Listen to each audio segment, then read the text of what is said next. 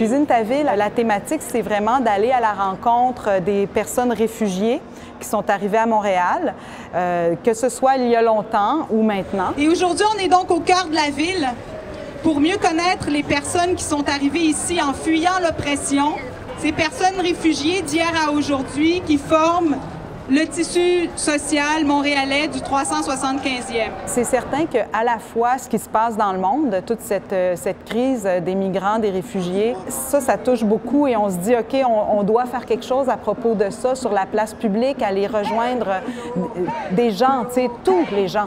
Puis, comme on est vraiment depuis un bout de temps dans l'esthétique de la rencontre, l'esthétique relationnelle, bien, c'est de pousser cette idée-là, tu sais, de comment on peut se faire pour faire un « nous ». Alors, on a construit une scénographie comme un peu de camp de réfugiés des Nations unies. Alors, il y a 10 abris blancs qui nous rappellent un peu ces images-là de camps de réfugiés.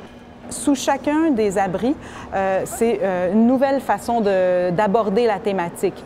On a de la réalité virtuelle, des films et documentaires. On a aussi 25 témoignages et conférences, donc des personnes qui viennent livrer leur histoire en tant que réfugiés, d'autres qui travaillent sur ce sujet-là ou avec les personnes. Et il y a 3 de ces chapiteaux où est-ce qu'on cuisine de la soupe. Alors là, on a invité les réfugiés et leurs amis québécois à nous proposer leur soupe préférée. Puis ils nous invitent un peu sous forme de party de cuisine, dans leur cuisine, sous le tempo, à faire leur soupe. Puis en même temps, c'est comme la prémisse à finalement parler de leur vie d'avant, leur vie de maintenant, etc. Les frontières du Burundi étaient complètement submergées de personnes qui essayaient de quitter le pays et qui allaient vers les pays frontaliers en se disant « on ne sait pas ce qui va arriver ». Je m'appelle Keti Livia Bandi et je suis une réfugiée du Burundi.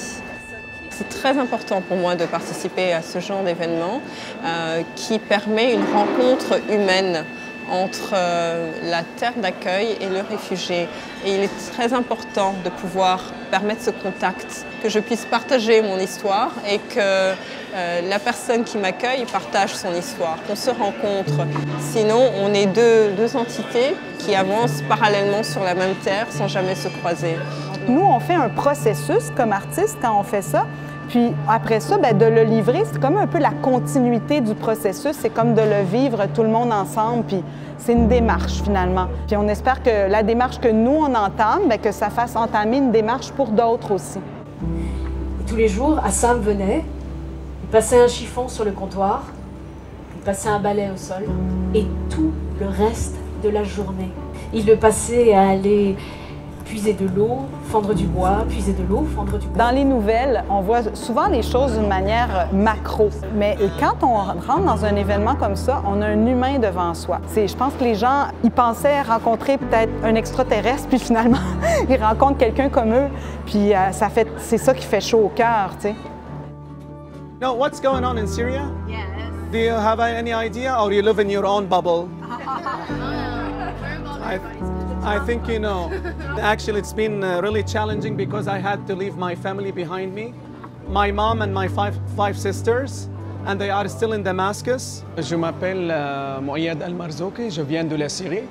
Je suis venu au Canada il y a 15 mois. Je trouve la bouffe, c'est un bon sujet parce que il s'agit d'une expérience très intime. Les gens ne savent rien par rapport aux nouveaux arrivants, donc c'est pour ça que c'est très important pour moi d'être impliqué, de sensibiliser les gens. Et c'est pour ça que j'aimerais faire tomber les préjugés.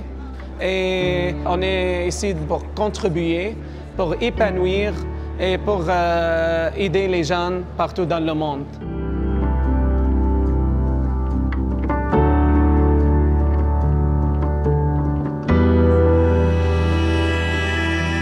J'espère que les gens se seront réseautés, que de ça, ce sera un tremplin pour leur intégration, leurs espoirs, qu'ils auront transmis aussi à nous tous leur résilience, leur force, leur humilité et qu'à cause de tout ça, on va être une société meilleure, qui se comprend mieux puis surtout qui s'aide mieux parce qu'elle se connaît mieux.